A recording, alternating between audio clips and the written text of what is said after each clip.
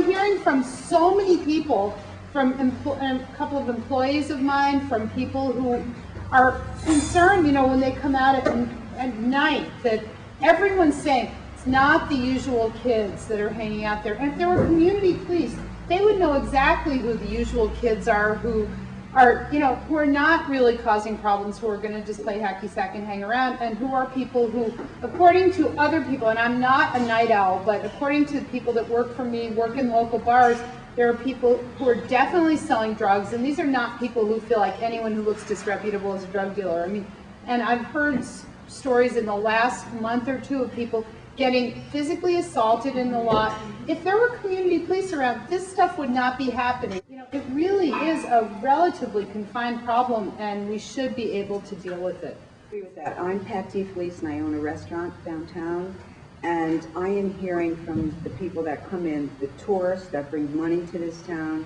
and to the locals, that they are loath to go into that parking lot at night, and they want to only enter to the front door.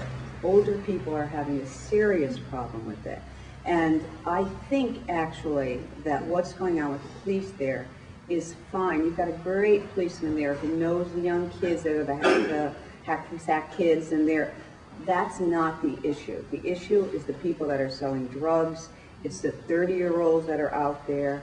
It's the other element that has moved back there that somehow we need to get rid of, and that I do not believe is going to be a community effort. That's a step above that. We need to have someone in there getting them out totally. And one of the things that I always question is, how do we make these kids know what's acceptable?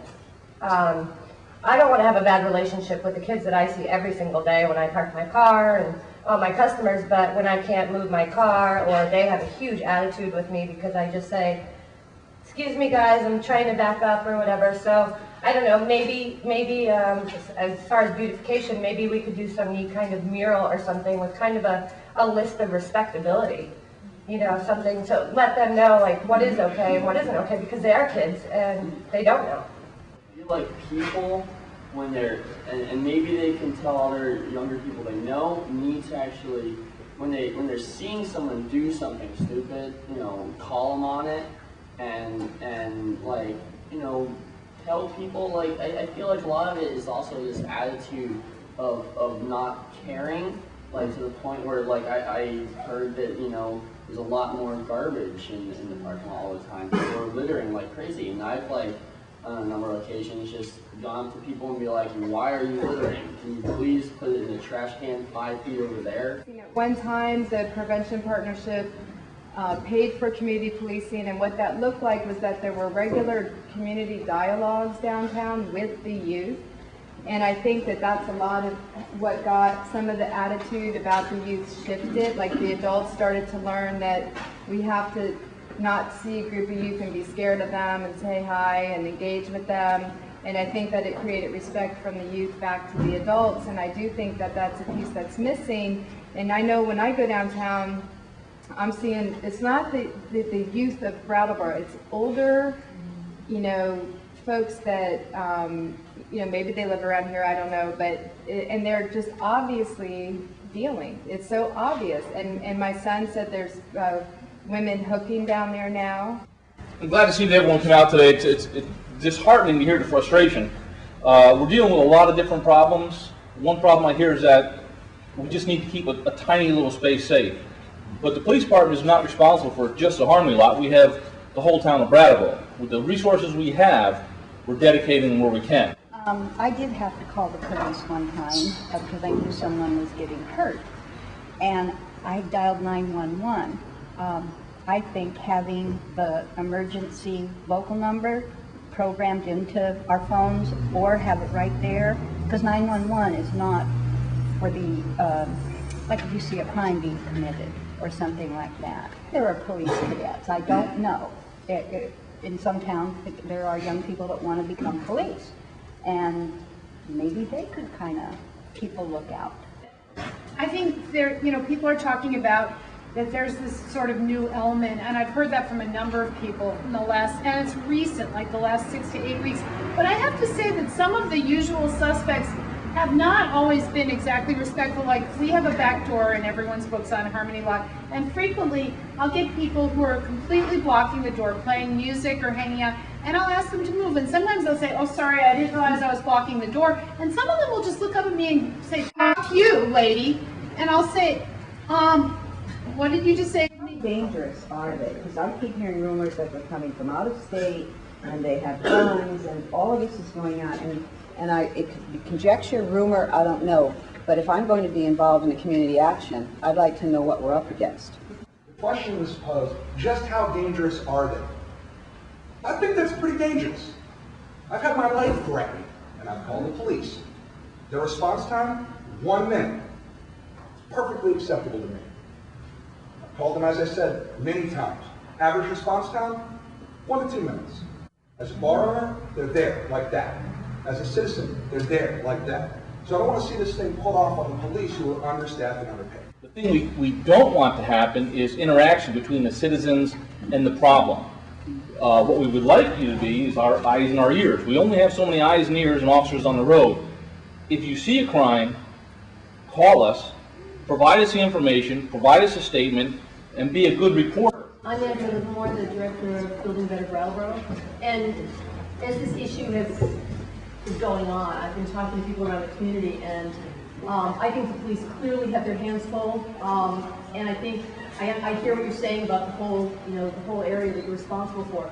Some of what I have heard, however, is that when people do call the police, the response they've gotten has almost been, we've got our hands full, we can't do anything, why didn't you call sooner? Which is really sort of discouraging to people to ask them to do that. And I'd like a clearer definition of what the problem is, and sort of relating to what you're saying in terms of who the people are, because we're going to have a very different kind of intervention needed if this is a group of kids who are insulting and whatever, and we have people who are dangerous, drug dealing, armed, etc.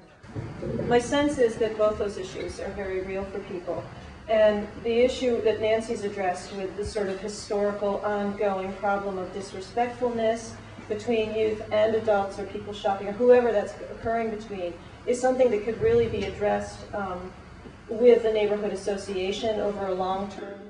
It might be something to think about involving the chamber, involving the Better Business organization and downtown local businesses. And maybe we need to shift the focus on that parking lot, and maybe Gallery Walk, I know people are going to hate this, close the parking lot down to parking and get more artists in, get people into that space, especially during the warm weather months, which might shift people away, the negative people away, you might want to say, and try to get more community back into that great location. Maybe the Wednesday farmers market, we can shut the parking lot down for just 3-4 hours and have the farmers market there. A couple of things. One, the gentleman over there mentioned calling people on their actions, and I think that's really good.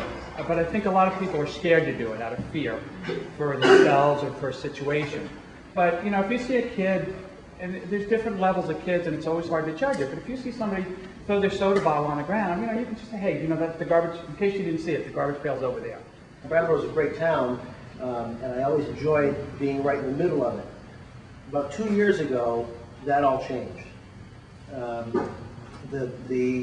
used to enjoy seeing the kids outside, the hippie kids, the hacky sack kids. Never had a problem with the skateboard kids, the skateboard punks riding around outside, making all the skateboard noise. Never had a problem with it. It was never a big deal. But 2 years ago, it changed. The kids that are, the people that are hanging out there now aren't the skater kids. The skater kids are gone. The hippie kids are gone. The hacky sack kids are gone. They're hanging out at a couple different places, one of which is down on Flat Street. The situation has escalated in the last 2 years. The skater kids are gone. That's the second point. The third point is the people that are there that are causing the problem have got complete disregard for the police. I've seen a cop car pull up to address a problem that's that was going on there, and while the officer's talking to somebody and writing them out, filling out some report or something, there's other kids rocking the cruiser, bouncing on the front of the cruiser, bouncing it up and down. Police are stretched out to their limit, and I think that right now we need to help the situation safely, as a group and as a community. But you can't just do it at Harmony parking lot. It's not solving the problem, it's just moving the problem. I think I sort of broke it down into two elements, and I'm not addressing the criminal element, which is pretty much what's going on right now. But with the young people that you refer to as the hacky sack element, which I also have noticed they've moved away. But those young people are part of the community, and they're not here. And I think that might be something that could be very positive. What do they see and what do they want? I mean, they're part of our community, and I think that would be a big